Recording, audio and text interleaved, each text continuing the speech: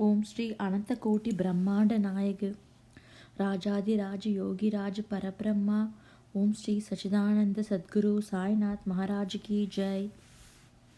Chapter 9. Effect of compliance and non-compliance with Baba's orders at the time of taking leave. A few instances: mendicancy and its necessity, devotees, Tarkat's family experiences, Baba fed sumptuously. How? At the end of the last chapter, it was barely stated that the Bhaktas who obeyed Baba's orders at the time of taking leave fared well, and those who disobeyed them suffered many a mishap. This statement will be amplified and illustrated with a few striking instances and by other matters dealt with this in this chapter. Characteristics of Shirdi pilgrimage. One special peculiarity of Shirdi pilgrimage was this, that none could leave Shirdi without Baba's permission, and if he did, he invited untold sufferings. But if anyone was asked to quit Shirdi, he could stay there no longer. Baba gave certain suggestions or hints when Bhaktas went to bid goodbye and take leave. These suggestions had to be followed. If they were not followed or were departed from, accidents were sure to befall them who acted contrary to Baba's directions. We give below a few instances. Tatya Kote Patil. Tatya Kote was once again going to Tanga to Korpagan Bazaar. He came to in haste to Masjid, saluted Baba, and said that he would go to Kopargan Bazaar. Baba said, "Don't make haste. Stop a little, let go the bazaar, don't go out of the village." On seeing his anxiety to go, Baba asked him to take Shama at least with him. Not minding this direction, Tatya Koti immediately dove his tanga.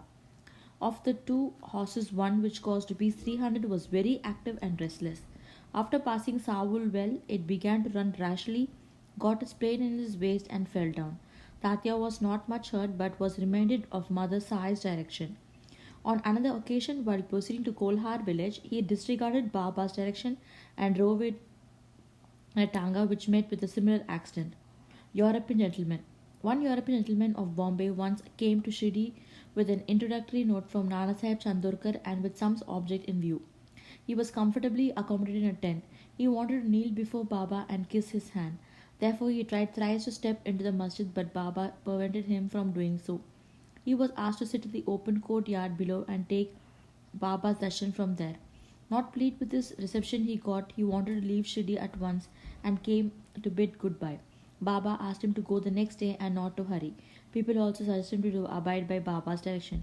Not listening to all this, he left Shirdi in Tatanga. The horses ran at fast at all, but when Savul well was passed, a bicycle came in front, seeing which the horses were frightened and ran fast. The tanga was turned topsy-turvy, and the gentleman fell down and was dragged some distance. He was immediately released, but had to go and lie in Kopergon hospital for the treatment of the injuries. Because of such experiences, all people learned the lesson that those who disobeyed Baba's instruction met with accidents in one way or the other, and those who obeyed they were safe and happy. The necessity of mendicancy. Now to return to question of mendicancy. A question may arise in the minds of some that if Baba was such a great personage, God in fact, why should he have a recourse to the begging bowl all his lifetime? This question may be considered and replied from two standpoints. Who are the fit persons who have a right to live by the begging bowl? Our Shastras say that those persons who getting rid of becoming free from three main desires, for progeny, for wealth, for fame, accept sannyas are the fit persons to live by begging alms. They cannot make cooking arrangements and dine at home. The duty of feeding them rests on the shoulder of householders. Sai Baba was neither a householder nor vanaprastha. He was a celibate sannyasi, that is sannyasi from boyhood. His firm conviction was that the universe was his home. He was the Lord Vasudeva, the supporter of the universe and the imperishable Brahman. So he had the full night to have recourse to the begging bowl. Now, from the standpoint of Panchasun, five sins and their atonement, we all know that in order to prepare foodstuffs and meals, the household have to go through five actions of process. That is Kandani, that is pounding, Peshani, that is grinding, Uttakumbi, that is washing pots, Marjani means sweeping and cleaning, Chulli means lightening hearts. These processes involving destruction of lot of small insects and creatures, and thus the householders incur a lot of sin in order to atone for this sin, our Shastras prescribe five kinds of sacrifices. Brahma, that is Yajna; Vedadhyan, offering to Brahman or the study of the Vedas; Pitra Yajna, offering to the ancestors; Deva Yajna, offering to the gods; Bhuta Yajna, offering to the beings; Manushya Atiti Yajna, offering to men or uninvited guests. If these sacrifices enjoined by the Shastras are duly performed, the purification of their mind is effected, and this helps them to get knowledge and self realization. Devotees' experiences. Now to return to a other more interesting subject. Lord Krishna, he said in the Bhagavad Gita, whoever devoutly offers me a leaf, a flower, or a fruit, or water, of what pure hearted man, I accept that pious offering. In the case of Sai Baba, if a devotee really longed to offer anything to Sai Baba and if he afterwards forget to offer the same, Baba reminded him or his friend about the offering and made him present it him and then accept it and bless the devotee. A few instances are given below. Tarkat family, that is father and son. Mr. Ramachandra Atmaran alias Bahaba Sahib Tarkat, formerly a Prarthana Samajist, was a staunch devotee of Sai Baba. His wife and son loved Baba equally or perhaps more. It was once proposed that Master Tarkat should go with his mother to Shirdi and spend his May vacation there, but the son was unwilling to go as he thought that in case he left his home at Bandra, the worship of Sai Baba in their house would not be properly attended, as his father, being a Prarthana Samajist, would not care to worship Sai Baba's enlarged portrait. However, on his father's giving an assurance of oath that he would perform the worship exactly as the son was doing, the mother and the son left for Shirdi on the Friday night.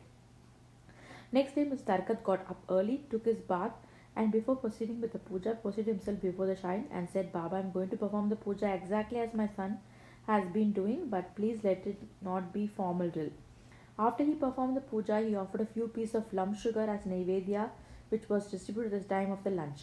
That evening and on Sunday, everything went on well. The following Monday was on working day, and it all passed well. Mr. Tarkat was who had performed puja like this all his life, felt great confidence within himself that everything was passing on quite satisfactory according to the promise given to his son.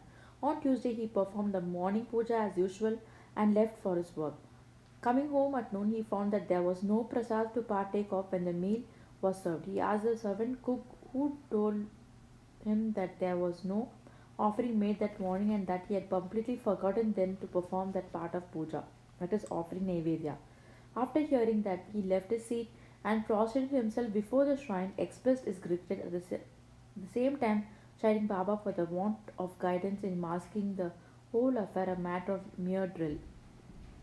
Then he wrote a letter to his son stating the facts and requested him to lay it before Sai Baba's feet and ask his pardon for his neglect. This happened in Bandra at Tuesday noon. At about the same time, when the noon aarti was just about to commence in Shirdi, Baba said to Mrs. Tarket, Mother, I had been in your house in Bandra with view to having something to eat. I found the door locked. I somehow got an entrance inside and found to my regret that Bow, that is Mr. Tarket, had left nothing for me to eat, so I have returned from there without eating anything. The lady could not understand anything, but the son, who was close by, understood that there was something wrong with the puja in Bandra, and he therefore requested Baba to permit him to go home. Baba refused the permission, but allowed him to perform puja there. Then the son wrote a letter to his father, stating all that took place at the Shirdi, and implored his father not to neglect the puja at home. Both these letters crossed each other and were delivered to the respective parties the next day. Is this not astonishing? Mrs. Tarkat, let us now take up the case of Mrs. Tarkat herself. She offered three things: bharat, roasted brinjal, eggplant, mixed curds and spice; kacharya, that is circular piece of brinjal fried in ghee; and peda, sweetmeat ball. Let us see how Baba accepted them. Once Mr. Raghuveer Bhaskar Purandar of Bandra, a great devotee of Baba, started a Shirdi with his family. Mrs. Tarkat went to Mrs. Purandar and gave her two brinjals and requested her to prepare bharat of one brinjal and kacharya of the other. When she went to Shirdi and served Baba with them, after reaching Shirdi, Mrs. Purandar went with the dish of bharat to masjid. When Baba was just about to start his meals, Baba found the bharat very tasty, so he distributed all this, said that he wanted kacharyas now. A word was sent to Radhakrishna Mai that Baba wanted kacharyas. She was in a fix as that was no season of brinjals.